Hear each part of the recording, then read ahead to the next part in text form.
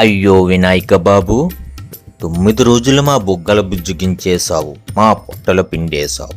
ఇప్పుడు నిమజ్జనమంటావా? పులిహోర, లడ్డు, కొబ్బరికాయ అన్నీ మాతో వదిలేసి నువ్వు నీటిలోకి జారిపోతావా బాబు? ఏమున్నా సరే, విగ్రహం పోయినా నీ ఆశీర్వాదం మాతోనే ఉంది. మరి ఇంకోసారి కలుద్దాం గణపయ్య. విగ్రహం నీటిలో కలుస్తుంది, కానీ వినాయకుడు మన హృదయాల్లో ఎప్పటికీ ఉంటారు. ఈ నిమజ్జన సమయం మనకు ఒక గొప్ప పాఠం చెబుతుంది. ప్రకృతిలో కలిసిపోవాలి, సమాజంలో కలిసిమెలిసి ఉండాలి, జీవితంలో ప్రతి పనిని శుభారంభంగా మార్చుకోవాలి. వినాయకుడు ఇచ్చిన ఈ సద్బుద్ధి, ఐక్యత, ఆనందం ఇవి మన జీవితాల్లో ఎప్పటికీ ఉండాలని కోరుకుంటూ గణపతి బప్ప మోర్య.